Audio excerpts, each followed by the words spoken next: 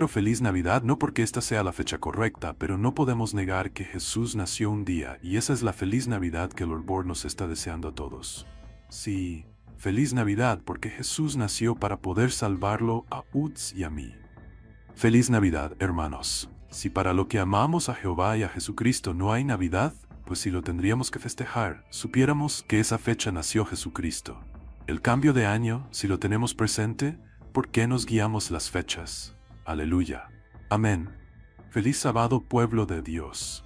Aunque no sabemos exactamente la fecha de nacimiento, no debemos dejar a un lado este gran acontecimiento, pues es nada más y nada menos que nuestro Redentor y nuestro Salvador. A Job. Y luego, a partir del capítulo 3, pareciera que Job perdió también a su mejor amigo, Dios. Porque desde el capítulo 3 hasta el capítulo 38, Job clama a Dios y le dice a Dios: ¿por qué me está pasando esto? Yo me había entregado completamente a ti y tú aparentemente te has volcado contra mí. Y Job clama a Dios desde el capítulo 3 hasta el capítulo 38, y la respuesta de Dios es un rotundo silencio. Dios no le responde a Job y Job cree que Dios se ha volcado contra él y que Dios lo ha desamparado. Hubiera sido muy fácil que Job se desanimara, tirara la toalla y dijera: ¿de qué vale servir a Dios? Porque yo sirvo a Dios y no me han venido sino males. Así que ¿para qué voy a ser fiel a Dios? Hubiera sido fácil para Job. Y Job fue tentado a soltar la mano de Dios. Fue tentado a desalentarse, a entregar el mando, por así decirlo. Varias veces en los capítulos 3 al 38, Job está clamando a Dios. Se ve que tiene angustia por escuchar de Dios. Y luego, durante todos estos capítulos también hay otro tono de Job.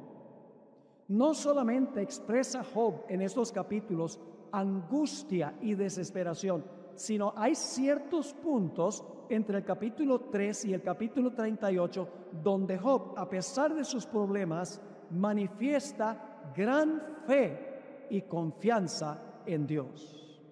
Esta noche vamos a estudiar uno de esos pasajes de Job, a donde, a pesar de su intenso sufrimiento, habiendo perdido todo, manifestó una fe desafiante en Dios. El capítulo al cual me refiero es Job 14, y vamos a estudiar los versículos 7 al 15. Job 14 y el versículo 7 hasta el versículo 15. Ahora, antes de leer estos versículos, quiero decirles que los versículos nos dan cuatro metáforas. Cuatro metáforas. La metáfora de un árbol, la metáfora del mar, la metáfora de un río y la metáfora de dormir y despertar. Cuatro metáforas en estos versículos: el árbol, el mar, el río y dormir y despertar. Así que vamos a empezar leyendo en el versículo 7. Porque si el árbol, aquí viene la primera metáfora, porque si el árbol fuere cortado, aún queda de él esperanza. Así que si se corta un árbol, todavía queda esperanza para el árbol. Sigue diciendo: retoñará aún, y sus renuevos no faltarán. Si se envejeciere en la tierra su raíz, y su tronco fuere muerto en el polvo, al percibir el agua, reverdecerá y hará copa como una planta nueva. ¿Qué significa esta metáfora? Lo que está diciendo Job es que si se corta un árbol, que es lo mismo que la muerte, hay esperanza de que el árbol, cuando siente el agua, vuelve a retoñar y a florecer. Es decir, el cortar del árbol y el retoñar del árbol representa morir y resucitar. Ahora viene la segunda metáfora. Noten el versículo 10. Mas el hombre morirá y será cortado como el árbol, perecerá el hombre. ¿Y dónde estará él? Es la pregunta. ¿Dónde está el hombre cuando es cortado por la muerte? Ahora viene la segunda metáfora. Como las aguas se van del mar, es decir, el mar se seca, eso significa la muerte, una metáfora que representa la muerte. Y ahora viene la tercera metáfora.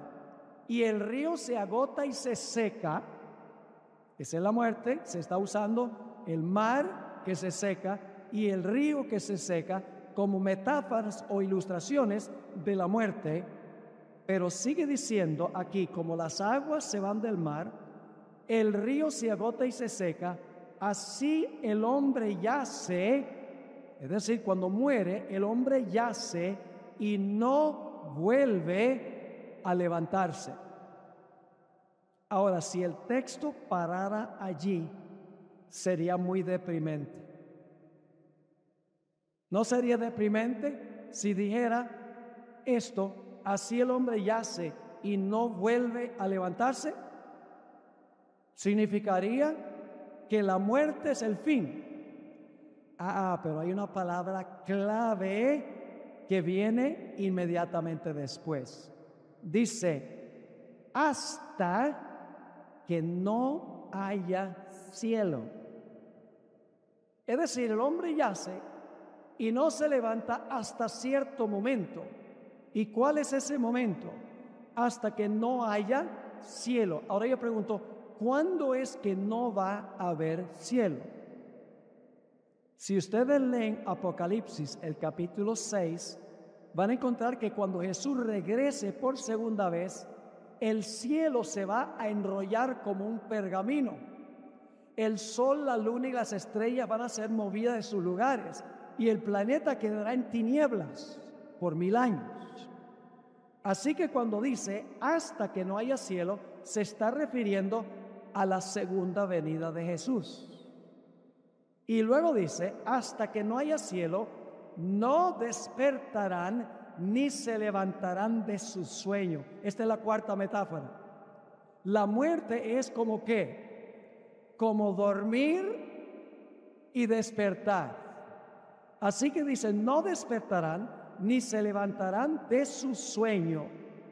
Y luego Job en el versículo 13, él se siente terriblemente mal, porque no tiene nada en qué recostarse. Y él ahora clama a Dios y le dice en el versículo 13, oh, quien me diera que me escondieses en el Seol. La palabra Seol significa sepulcro. Job está diciendo, ojalá que yo pudiera descansar, ojalá que yo pudiera ir al sepulcro para reposar de todos estos problemas por los cuales estoy pasando. Así que dice, oh, ¿quién me diera que me escondieses en el Seol? Que me encubrieses hasta apaciguarse tu ira, que me pusieses plazo y de mí te acordaras. Y luego viene una pregunta. Si el hombre muriere, ¿volverá a vivir? Todos los días de mi edad esperaré hasta que venga mi liberación. Entonces llamarás y yo responderé. Tendrás afecto a la hechura de tus manos. Así que Job aquí compara la muerte con dormir y despertar. Y dice el texto en el versículo 15, llamarás para despertarme y yo te responderé. Y luego declara, tendrás afecto a la hechura de tus manos. Ahora tenemos que enfocarnos en algunas palabras claves que encontramos aquí en los últimos dos versículos que acabo de leer, el versículo 14 y el versículo 15. Ustedes notarán que aquí dice en el versículo 14, si el hombre muriere volverá a vivir, todos los días de mi edad esperaré hasta que venga mi liberación. Tenemos que enfocarnos en esa palabra liberación. Es una palabra que aparece solamente 12 veces en el Antiguo Testamento. No es una palabra común en el Antiguo Testamento. Y ahora escuchen, en 9 de las 12 referencias tiene que ver con un cambio de ropa, con un cambio de vestidura. Así que se podría traducir esto aquí, hasta que venga mi cambio de vestidura. En otras palabras, Job está diciendo en el versículo 14, todos los días de mi edad esperaré hasta que venga mi cambio de vestidura. Ahora, ¿a qué se refería Job cuando dijo hasta que venga el cambio de mi vestidura? Según la Biblia, nosotros ahora tenemos un cuerpo mortal y corruptible, sujeto al pecado y como resultado sujeto a la muerte.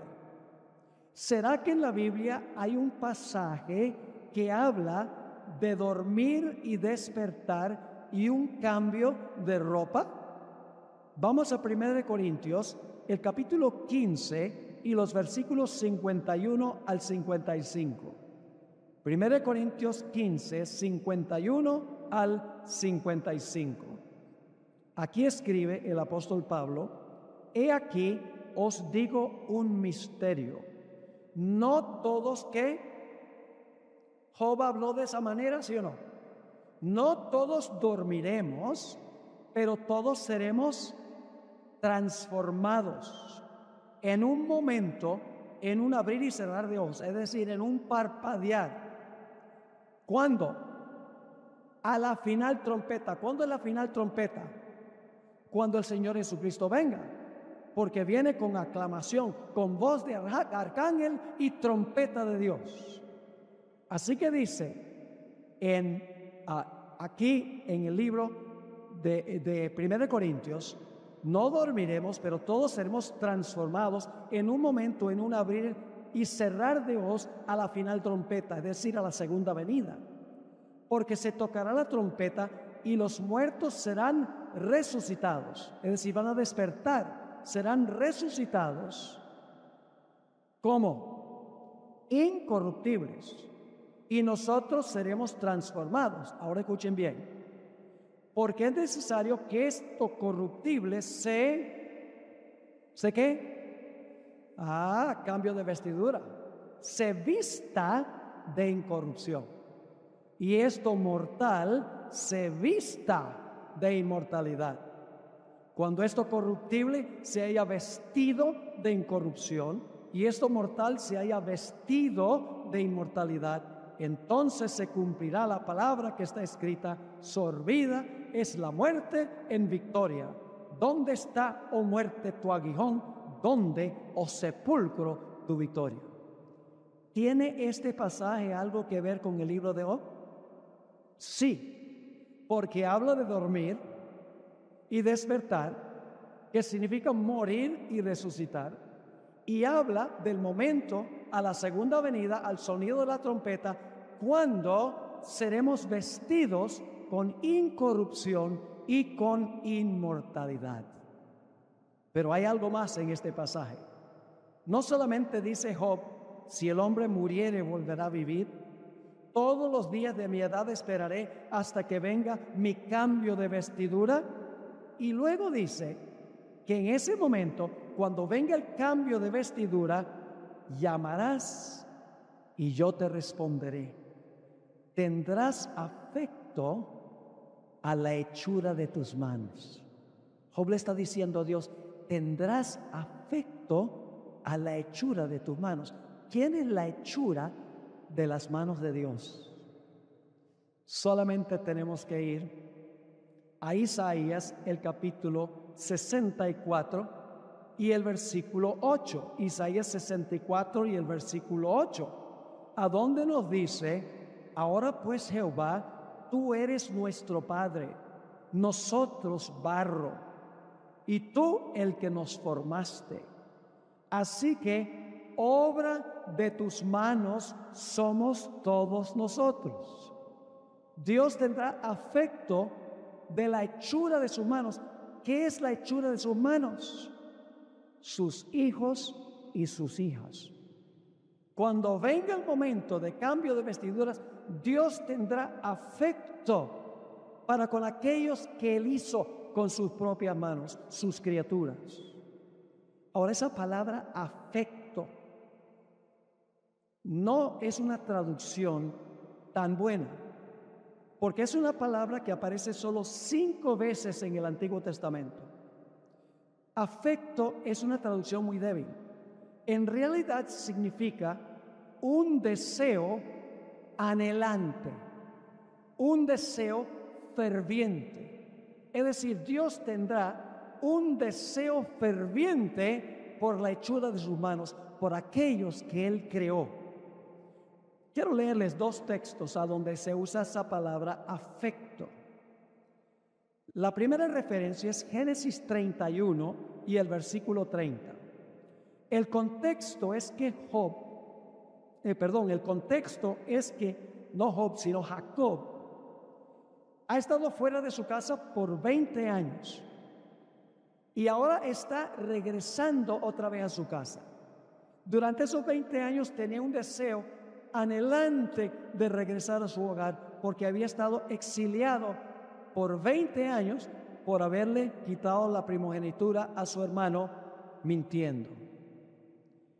Y él empieza su viaje de regreso y cuando está en camino, Labán se encuentra con él y le dice, ¿por qué tú te fuiste y te llevaste todas estas cosas? Y fíjense lo que le dijo Labán a Jacob. Dice, y ya que te ibas, porque tenías deseo de la casa de tu padre. Esa es la misma palabra. ¿Qué tenía Jacob? Deseo. Es decir, un deseo anhelante, un deseo ferviente por regresar a casa. Y luego quiero leer también el Salmo 84 y el versículo 2, a donde se usan 3 frases sinónimas. Se usa esta palabra en 3 frases sinónimas. Dice en el Salmo 84:2, y estoy leyendo de la nueva versión viviente, dice, qué bella es tu morada, oh Señor de los ejércitos celestiales. Ahora escuchen, anhelo. Esa es la primera expresión, anhelo. Y hasta desfallezco de deseo por entrar a los atrios del Señor. Con todo mi ser, mi cuerpo y mi alma gritaré con alegría al Dios viviente.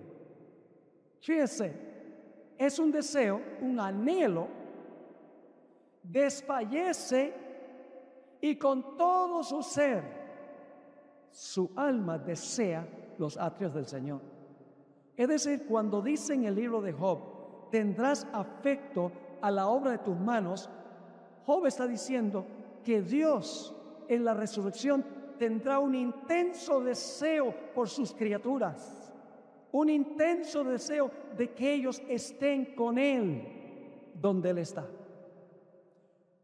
Ahora, ¿cuán seguros podemos estar de si morimos, resucitaremos?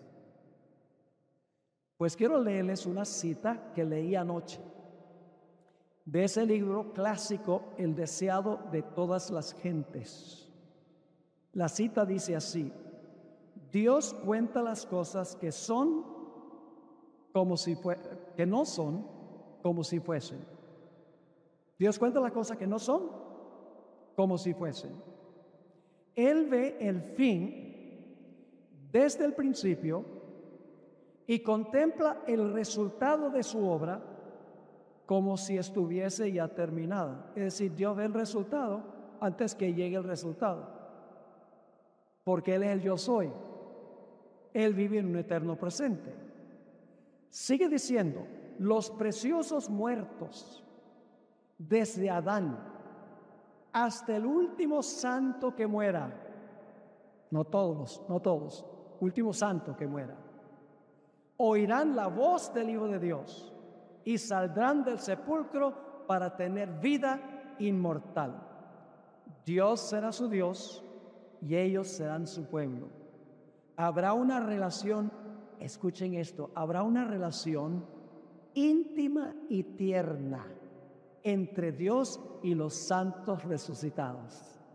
Afecto de sus manos, en otras palabras. La cita termina, esta condición, es decir, la resurrección, los fieles estar con el Señor, dice, esta condición que se anticipa en su propósito es contemplada por Él como si ya existiese. Los muertos para Él viven. Para Dios la resurrección ya ocurrió, porque en visión panorámica Él lo ve, porque Él conoce el fin desde el principio. Podemos estar seguros de que si llegásemos a morir, estaremos en esa relación íntima con el Señor cuando Jesús regrese. Para nosotros es una esperanza, para Dios es un hecho. Nosotros decimos, yo tengo esperanza de la resurrección, pero no es solo una esperanza, para Dios ya ocurrió, para Él los muertos viven. ¡Qué gloriosa esperanza tenemos nosotros! En otra cita que leí anoche, de la misma escritora, dice, yo soy, significa una presencia eterna. ¿Qué significa yo soy? Una presencia eterna. El pasado, el presente y el futuro son lo mismo para Dios. Yo pregunto, ¿el pasado, presente y futuro son lo mismo para nosotros? No, porque nosotros vivimos en segmentos, ayer, hoy, mañana. Pero Dios no vive en ayer, hoy, mañana. Dios vive en un eterno presente, porque Él ve en visión panorámica todo de comienzo a fin. Así que dice, yo soy, significa una presencia eterna. El pasado, el presente y el futuro son lo mismo para Dios. Él ve los eventos más remotos de la historia pasada y del futuro distante con una visión tan clara como nosotros vemos lo que está ocurriendo diariamente. ¿Cómo les parece? Qué gloriosa esperanza tenemos nosotros. Y no solo una esperanza, sino absoluta seguridad, porque para Dios ya ocurrió. Para Dios es un hecho. El Señor anhela estar con nosotros. A eso quiero dedicar los últimos minutos de nuestro estudio. El Señor Jesucristo, en Juan 13, y el versículo 36 al 38, le dijo a sus discípulos que Él se iba a ir. Ellos no podían concebir vivir sin Jesús ni por un instante. Habían pasado 3 años y medio con Él. Lo amaban, como no amaban a nadie en el mundo. Los había sacado de muchos aprietos. Les había enseñado grandes cosas. Y cuando Jesús dijo, me voy, estaban atribulados. Vamos a leer Juan 13, 36 al 38. Le dijo Simón Pedro, Señor, ¿a dónde vas? Jesús le respondió, a donde yo voy no me puedes seguir ahora, mas me seguirá después. Le dijo Pedro, Señor, ¿por qué no te puedo seguir ahora? ¿Qué es eso de después? No, ¿por qué no te puedo seguir ahora? Mi vida pondré por ti. Jesús le respondió, ¿tu vida pondrás por mí? de cierto te digo, no cantará el gallo sin que me hayas negado 3 veces. Los discípulos no estaban enfocados en el lugar a donde iba Jesús. Estaban enfocados en Jesús. No podían concebir estar sin Jesús. No estaban pensando de la calle de oro y las puertas de perla y el árbol de vida. Ay, qué lindo será vivir allá. No. No podían concebir vivir sin Jesús. Jesús sabía que estaban muy atribulados después que él dijo que se iba. Y ahora viene el famoso pasaje que todos podemos repetir de memoria en el capítulo 14. No se turbe. Estaban turbados porque Jesús se iba. No se turbe vuestro corazón. ¿Creéis en Dios? Creed también en mí. Esa palabra turbe es muy fuerte en el griego. Por ejemplo, se usa en Juan 5 y el versículo 4, a donde supuestamente un ángel venía y revolvía las aguas del pozo de Betesda, y el primero que saltara al agua quedaba sano. La palabra es, se agitaban las aguas. Los discípulos estaban agitados.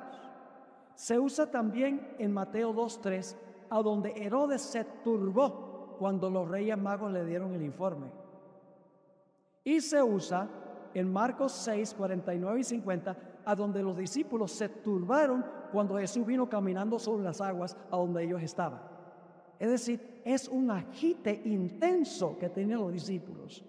Así que en Juan 14, 2 y 3, Jesús dice, no se turbe vuestro corazón.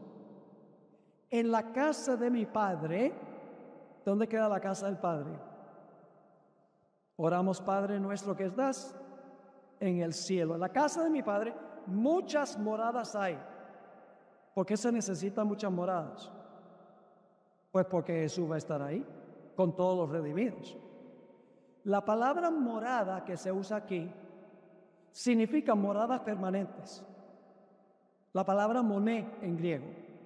Hay otra palabra morada que significa que uno va como de vacación, pasa una semana, moró allí y luego regresa a casa. No, la palabra aquí es morada permanente. En la casa de mi Padre muchas moradas hay. Fíjense que Jesús no fue al cielo a construir casas. Ya estaban cuando Jesús dijo esto. Si así no fuera, yo os lo hubiera dicho. Voy pues a preparar lugar para vosotros. Y si me fuere y os prepararé lugar, vendré otra vez, y ahora viene la parte clave, vendré otra vez y os tomaré a mí mismo, para que donde yo estoy, vosotros también estéis. Yo quiero tenerlos conmigo. Lo importante no es el lugar, lo importante es estar con Jesús, quien nos creó, nos redimió y nos va a restaurar. Noten Juan 14 y el versículo 23. Juan 14 y el versículo 23. El Señor Jesucristo dice aquí, el que me ama, mi palabra guardará, y mi Padre le amará, y vendremos a Él y haremos ¿qué cosa? Morada con Él. Jesús quiere ser morada con nosotros. Él tiene un deseo anhelante por la hechura de sus manos. En su gran oración en Juan, el capítulo 17, a donde está clamando a su Padre, está a punto de tener su experiencia en el Getsemaní, Jesús expresó cuál era su gran preocupación. En Juan 17 y el versículo 24, Jesús dice, orando a su Padre, Padre, aquellos que me has dado, quiero que donde yo estoy, también ellos estén conmigo. ¿Qué es lo que quiere Jesús? El anhelo de la hechura de sus manos. Y luego dice, para que vean mi gloria, que me has dado, porque me has amado desde antes de la fundación del mundo. Jesús está diciendo, yo quiero que donde yo estoy, los que me has dado estén conmigo allí. Y luego Jesús se reunió en el Monte de los Olivos y partió. En Hechos 1, 9 al 11 encontramos la descripción de la ascensión de Jesús. Dice, y habiendo dicho estas cosas, viéndolo ellos, me imagino que tenían la vista fija hasta que Jesús desapareciera de su vista, indudablemente llenos de dolor al ver que su querido maestro, con quien habían pasado tanto tiempo, estaba partiendo. Dice, y habiendo dicho estas cosas, viéndolo ellos, fue alzado y le recibió una nube, que son los ángeles, que le ocultó de sus ojos. Y estando ellos con sus ojos puestos en el cielo, entre tanto que él se iba, he aquí se pusieron junto a ellos 2 varones con vestiduras blancas, los cuales también les dijeron, varones Galileos, ¿por qué estáis mirando al cielo? Este mismo Jesús, que ha sido tomado de vosotros al cielo, así vendrá como le habéis visto ir al cielo. No se agiten, que Jesús va a preparar lugar, va a regresar, para que donde Él esté, ustedes, la hechura de sus manos, esté con Él. Vamos a leer otra vez 1 Tesalonicenses 4 y el versículo 15 al 17. El mismo punto, la clave es estar con Jesús. Mire, aunque allá no hubiera nada, no hubiera calle de oro, ni puertas de perla, ni árbol, ni agua cristalina, aunque no hubiera nada de eso, valdría la pena estar allí con Jesús. Porque Jesús anhela la hechura de sus manos. Dice ahí en 1 Tesalonicenses 4, por lo cual os decimos esto en palabra del Señor, que nosotros que vivimos, que habremos quedado hasta la venida del Señor, no precederemos a los que durmieron. Porque el Señor mismo, con voz de mando, con voz de arcángel y con trompeta de Dios, descenderá del cielo, y los muertos, aquí escuchen bien, ¿qué clase de muertos? Los muertos en Cristo resucitarán primero. Luego nosotros los que vivimos, los que hayamos quedado, seremos arrebatados juntamente con ellos en las nubes para recibir al Señor en el aire. Y ahora escuchen la última parte del versículo. Así estaremos siempre con el Señor. Lo importante es estar con el Señor. Ahora, ¿cómo va a ser ese lugar?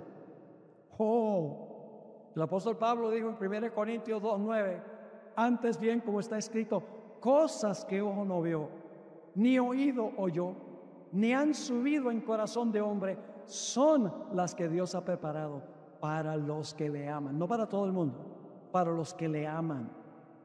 Allá va a haber una ciudad con calle de oro.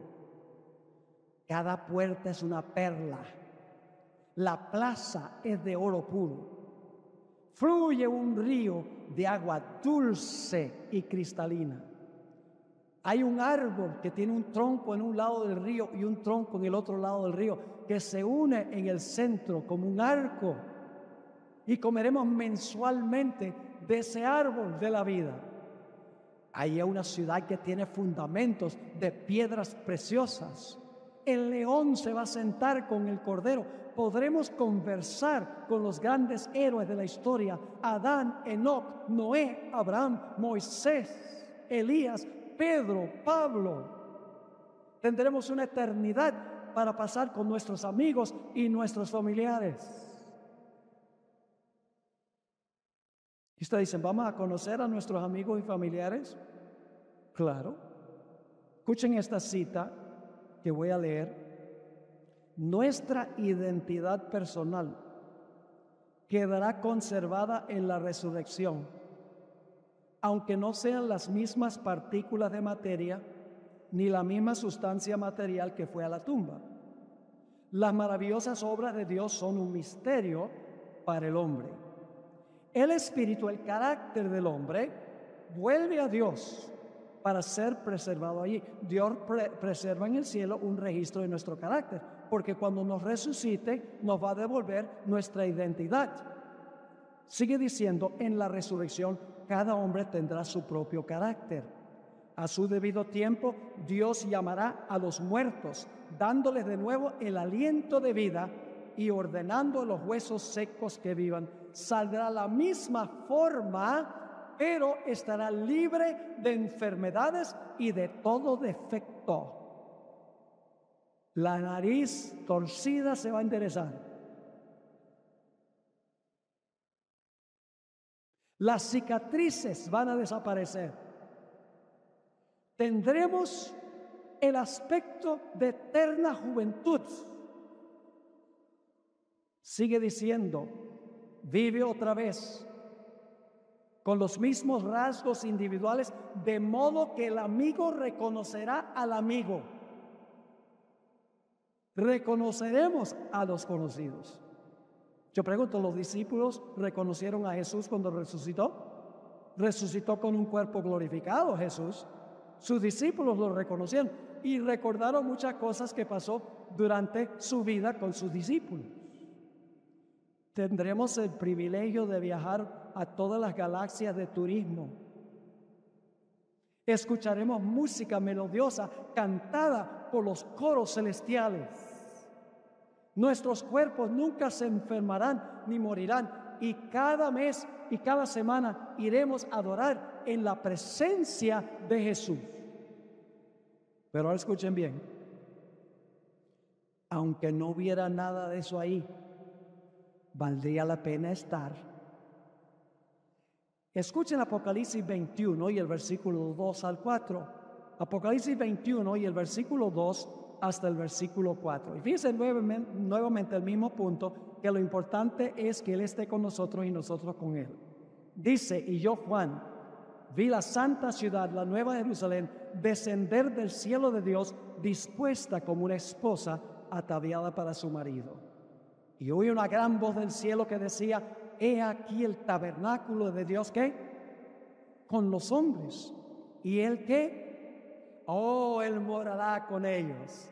Y ellos serán su pueblo, y Dios mismo estará con ellos como su Dios.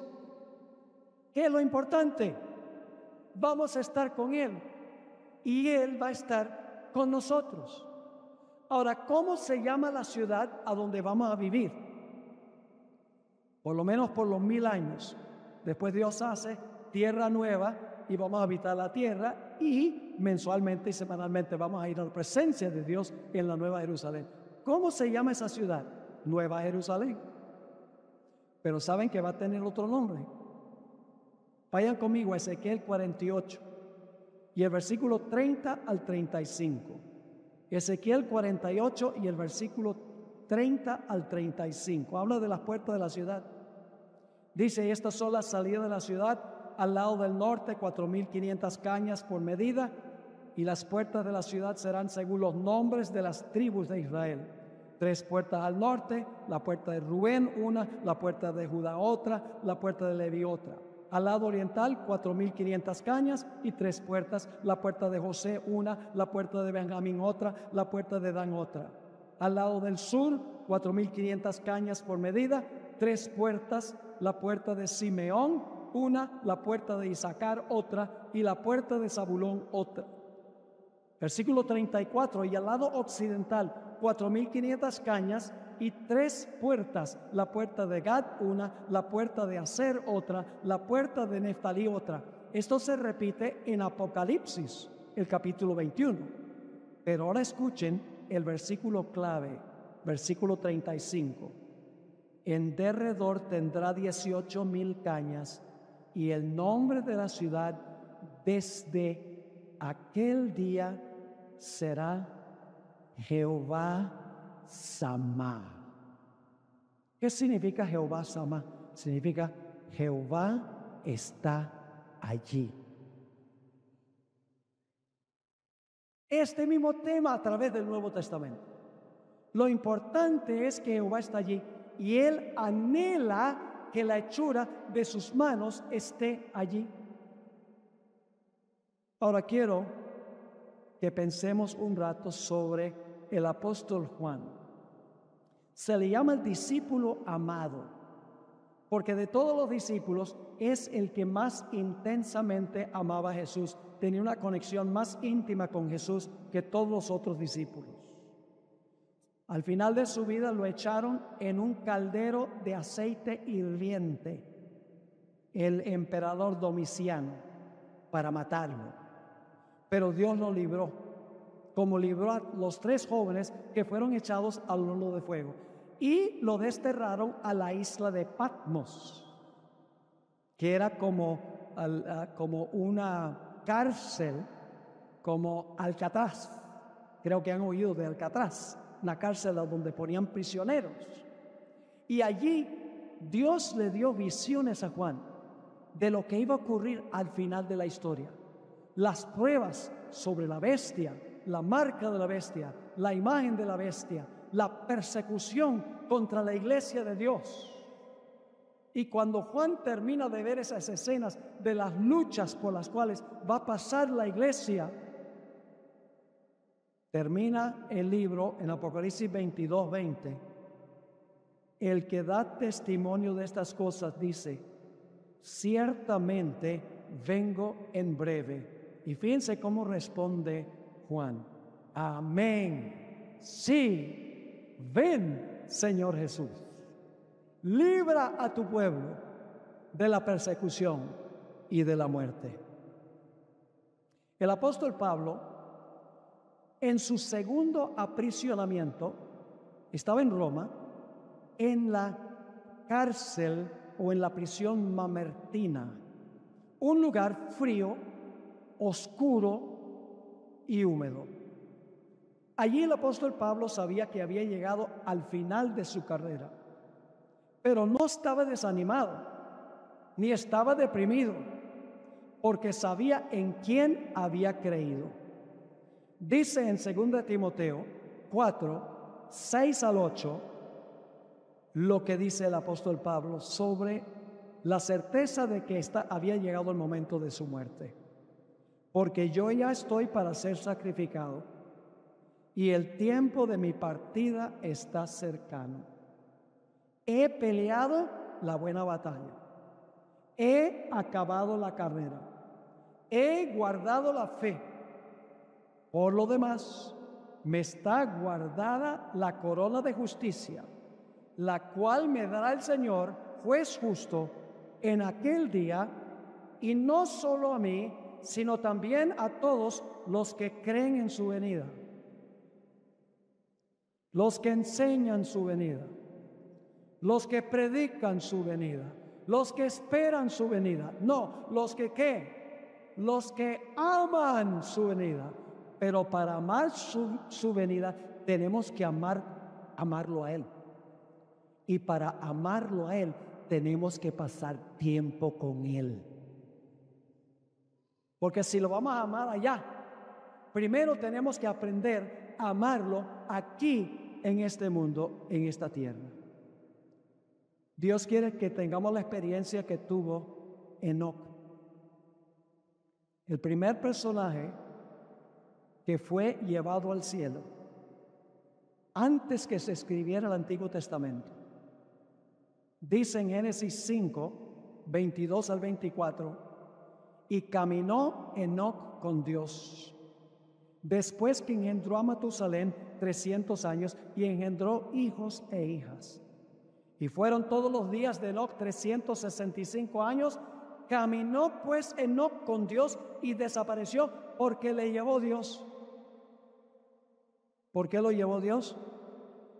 Porque caminó con Dios. El libro de Hebreos nos dice lo mismo, pero en diferentes palabras. Hebreos 11 y el versículo 5. Por la fe Enoc fue traspuesto para no ver muerte. Fue trasladado de entre los vivos para no ver muerte. Y sigue diciendo, porque lo traspuso, no fue hallado porque le traspuso Dios, y antes que fuese traspuesto, tuvo testimonio de haber ¿qué? Agradado a Dios. ¿Qué significa caminar con Dios? Significa agradar a Dios. ¿Y cómo agradamos a Dios? Agradamos a Dios obedeciéndole.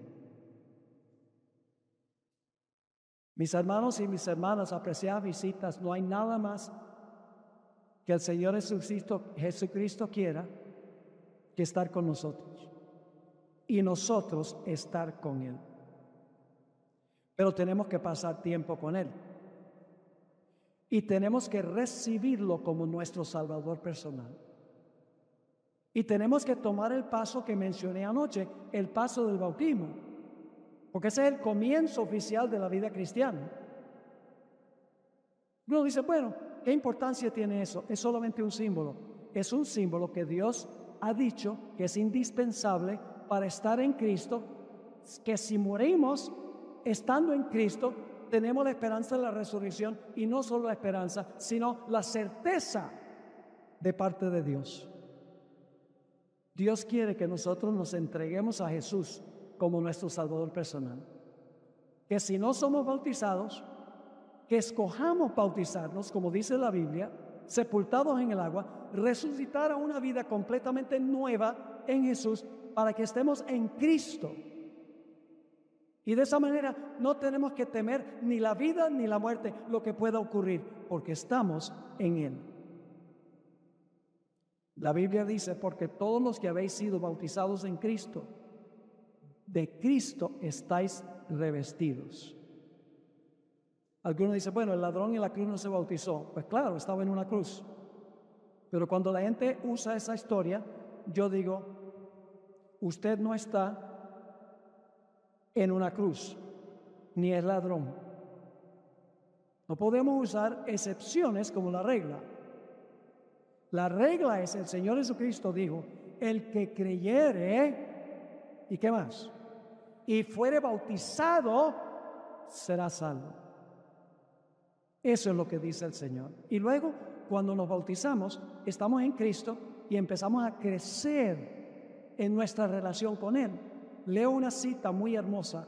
Al contemplar a Jesús, al hablar de Él, al mirar con atención la hermosura de su carácter, somos cambiados de gloria en gloria.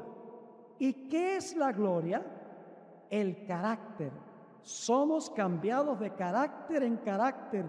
Vemos pues que ocurre una obra de purificación al contemplar a Jesús. El bautismo es el nacimiento, es el comienzo, y luego viene el crecimiento, contemplando a Jesús, llegando a reflejar su imagen. Enoc llegó al punto a donde reflejó perfectamente el carácter de Dios, y Dios le dijo que tú no tienes más nada que hacer allá en la tierra. Tú ya no eres terrestre, tú eres celeste. Ven para que caminemos por la calle de oro, por los siglos de la eternidad. Eso es lo que Dios quiere de todos nosotros. Quiere que estemos en Cristo y luego crezcamos en la gracia. Ahora, permítanme mencionarles algo ya para concluir. La Biblia nos enseña que antes que Jesús regrese por segunda vez, se va a cerrar la puerta de la oportunidad, y después viene un terrible tiempo de angustia antes de la segunda venida de Jesús. Cuando se cierre la puerta de la gracia o de la oportunidad para salvarse, ya nadie podrá cambiar de posición. Los perdidos estarán perdidos y los salvos estarán salvos. No habrá manera de cambiar de posición. Hay que escoger de una manera o de otra. Algunos dirán, bueno, puede ser que yo no llegue a ese momento de la historia, cuando se cierre la puerta de la gracia. Pues déjenme compartir esto con ustedes. Hay otro cierre de la puerta de la gracia, cierre de la puerta de la oportunidad, y es cuando una persona muere. Cuando una persona muere, se acabó su oportunidad para aceptar a Jesús. Se cerró la puerta individual de la gracia para esa persona. Algunas veces dicen, no, yo espero, yo voy a tomar mi decisión después. Pero nosotros no sabemos si vamos a estar vivos en un minuto, porque nuestra vida está en las manos de Dios. Por eso la Biblia dice, hoy es el día de la salvación. La Biblia dice, si hoy oyeres su voz, no